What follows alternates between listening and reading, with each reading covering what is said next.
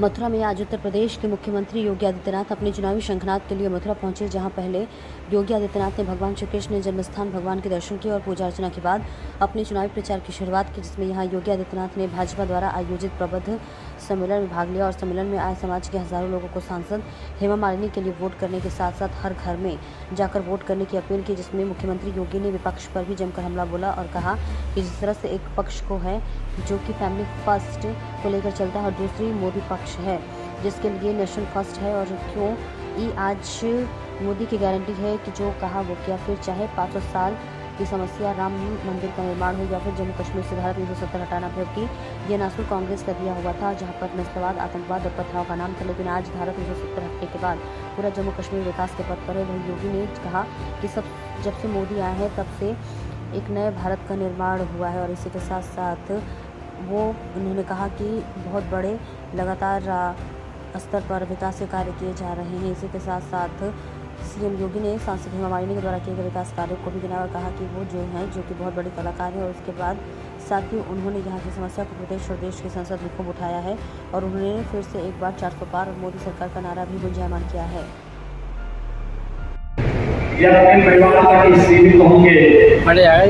लेकिन दूसरी तरफ 140 करोड़ लोगों को अपना परिवार मानने वाले मोदी का परिवार भी है, और इसलिए मोदी के परिवार का हिस्सा बनकर के हम सब नए भारत का रक्षण कर सके, यह कार्य हम सबको करना है।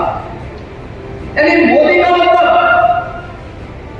12 करोड़ अन्नदाता किसानों को प्रधानमंत्री किसान सम्मान, मोदी जी का मतलब 4 करोड़ गरीबों के सिर पर छत, मोदी जी को मतलब 12 करोड़ गरीबों को घर में शौचालय भी और विकास भी। इन दोनों को लेकर के आज देश के अंदर एक नया जो प्रभाव पैदा हुआ है, यह सबको देखने को मिला हुआ है। मैं पिछले 15 दिन से एक गाना सुन रहा हूं, और मैं हर बार होली में बचपन से ही होली के गानों को जब सुनता था, एक बात मुझे ध्यान में आती थी तो अक्सर हम लोग सुनते थे कि होली खेले रघुवीरा भजन तो हम लोगों ने खूब सुना, लेकिन सचमुच पहली बार 500 वर्षों में अयोध्या धाम में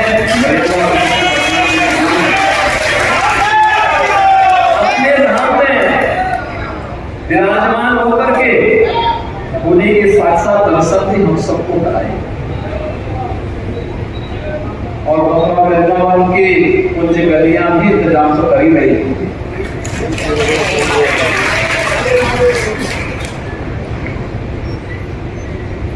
ये मेरा सौभाग्य है कि मुझे बार-बार जब भी अवसर मिलता है यहाँ आने का अवसर प्राप्त होता है। आज जब हम होली की बात करते हैं तो दुनिया के अंदर मथुरा, वृंदावन, बरसाना, गोकुल, गोवर्धन,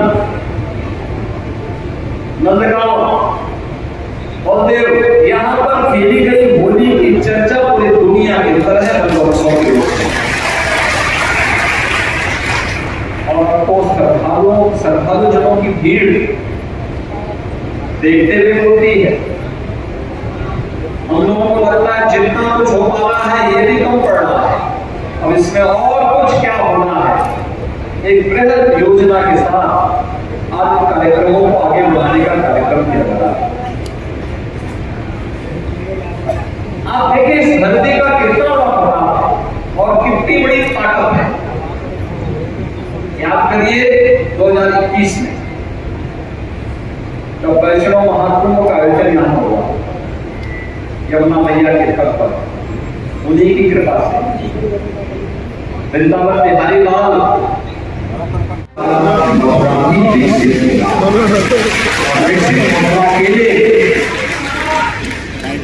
हेमा मालिनी जैसी प्रतिनिधि चाहिए जो आपकी आवाज को संसद में पहुंचा करके अपनी कला के माध्यम से भी, अपनी प्रतिभा के माध्यम से भी यहाँ को एक नई पहचान दिला सके, एक पहचान उसके माध्यम से मिल सके। और हमारा मानना है मोदी जी ने 2 वर्ष में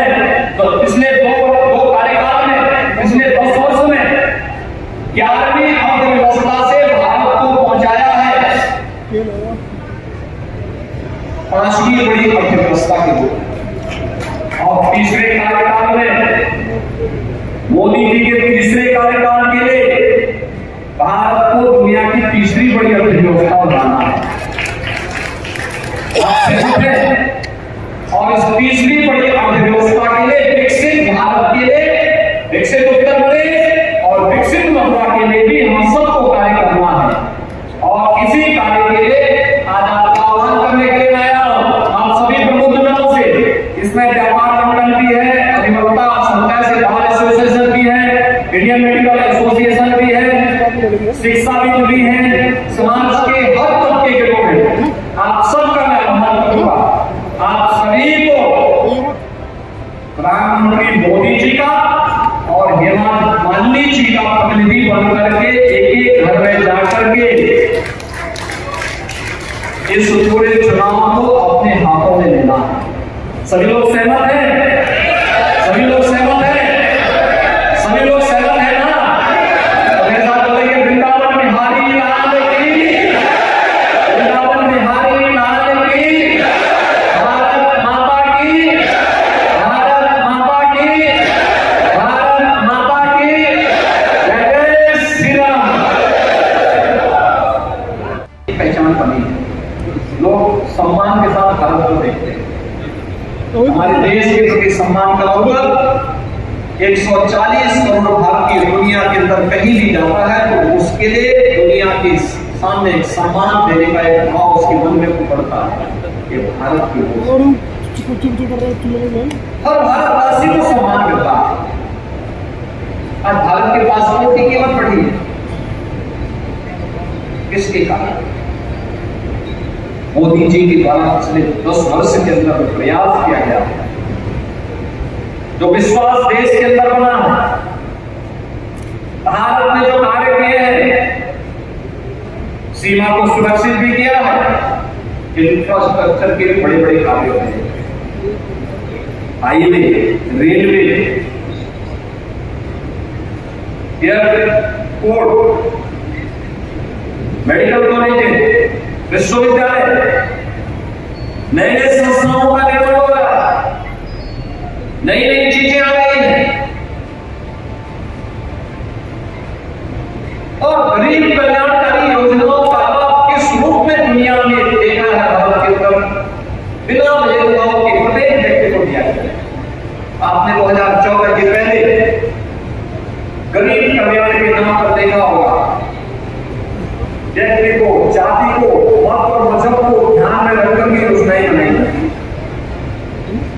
चेहरा देख करके, जाति और भाषा देख करके योजनाओं का लाभ दिया जाता है।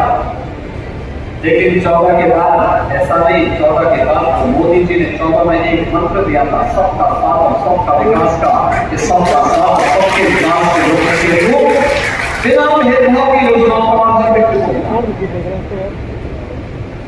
भारी पैमाने पर हर गांव, हर गरीब, हर किसान, हर नौजवान, हर महिला, हर व्यापारी इन योजनाओं से जुड़ चुका। कोई ये नहीं कह सकता कि मैं इन योजनाओं से वंचित हूं। सुरक्षा सबको, समृद्धि सबको,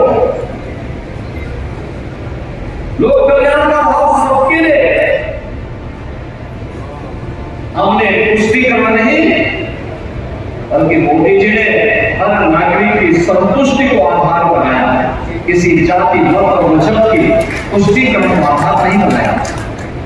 और परिणाम है, उसने भारत को एक नई पहचान दी। भारत आज एक नए भारत के रूप में जाना जा रहा है, जहां युवा की आजीविका में कीम मस्ता भी है। तो आज जिसको प्रधानमंत्री मोदी जी ने पिछले 10 वर्ष में एक नई पहचान दी है। आज 2024 की हम लोकसभा चुनाव की और अपने समाज के उन प्रबुद्धजनों को, अलग अलग तबके के प्रबुद्धजनों को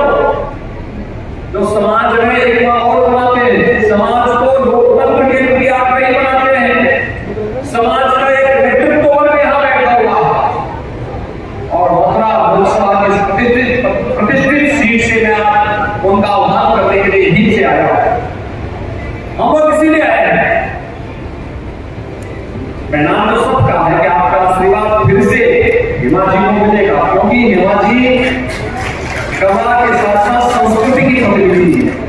मुझे याद है जब पहली बार मैं सांसद के रूप में सदन में पहुंची, तो सदन में पहुंच करके उन्होंने सबसे पहला मुद्दा क्या उठाया था? हमारे सदन में अपने बात को बहुत शालीनता के साथ कहा।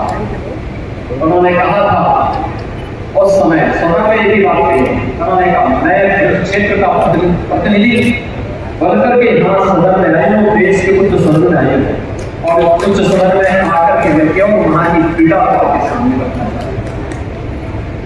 5000 वर्ष पहले जिस क्षेत्र में कृष्ण कन्हैया ने अपनी पूरी लीलाएं रची थी और उसका साक्षी अगर कोई उस समय बना था, यमुना मैया बनी थी। यमुना मैया को प्रदूषित करके क्यों छोड़ दिया गया?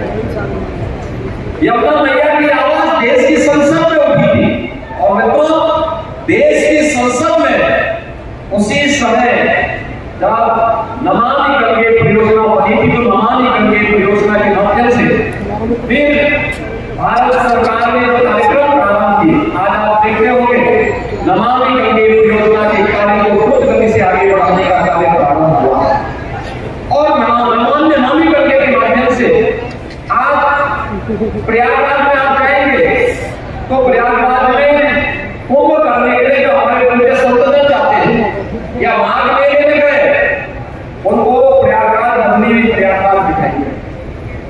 वहां पे उन्होंने संगम में बहुत शुद्ध जल को देखा,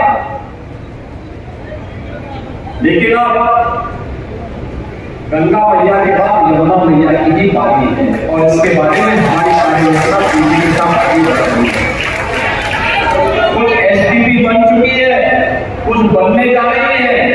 हमने यहाँ पे कुछ अन्य संस्थाओं को भी इसके साथ जोड़ने जा रहे हैं और जो मोदी जी का संकल्प है, याद रखना मोदी जी का संकल्प मोदी गारंटी के रूप में 100% होने की गारंटी भी देगा और इसी गारंटी के साथ वह संकल्प जो कभी आवाज के रूप में आपकी लोकप्रिय सांसद के मुंह से देश की संसद में उठा, जिसके लिए हमेशा चिंतित रहती है, वह वैसे ही साकार होगा जैसे एक मुद्दे साकार से ये पहचान आपकी बनी रह सके और इसके लिए उन्होंने जिस प्रतिबद्धता के साथ, जिस ईमानदारी के साथ, जिस निष्ठा के साथ यहाँ की सेवा की कितनी बड़ी गाथा, कितनी बड़ी फिल्म जगत की कलाकार और कितना समय अपने संसदीय क्षेत्र को देकर के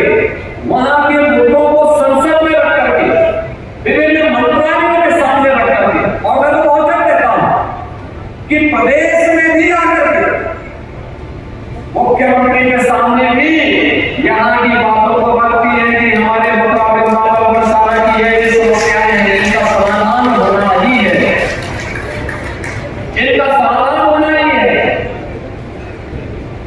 यानी इस प्रतिबद्धता के साथ कार्य बहुत कम होता है, बहुत कम देखने को मिलता है और सचमुच अगर इस प्रकार के प्रतिनिधि हो जाए तो मित्रों फिर कोई समस्या नहीं रहती, अपने आप ही समस्या समाधान का रास्ता तलाश लेती है, समस्या का रास्ता यदि समाधान का रास्ता निकालती है। हमारा बड़े क्षेत्र को समाधान देता है, समस्या नहीं देता है। बड़ी से बड़ी समस्या का समाधान किसने दिया? आज से नहीं दे रहा है, पिछले हजारों वर्षों से दे रहा है और हजारों वर्षों की उस समस्या का समाधान का रास्ता दबा देते हैं तो आपके साथ मुझे भी जोड़ने में आनंद की अनुभूति होती है।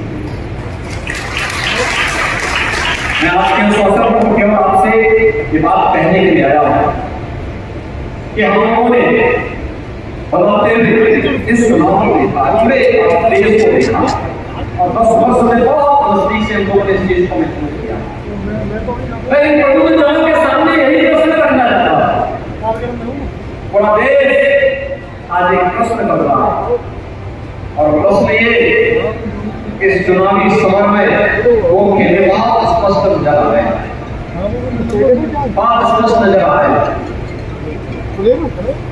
और वह है एक पक्ष के लिए फैमिली फर्स्ट है,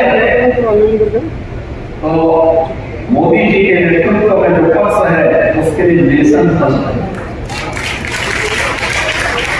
एक पक्ष जो फैमिली फर्स्ट की बात करता है वो अपने कृत्यों से माफिया राज को प्रश्रय देता है, लेकिन मोदी जी का पक्ष कानून की राज को प्रभावी ढंग से लागू करने का काम करता है।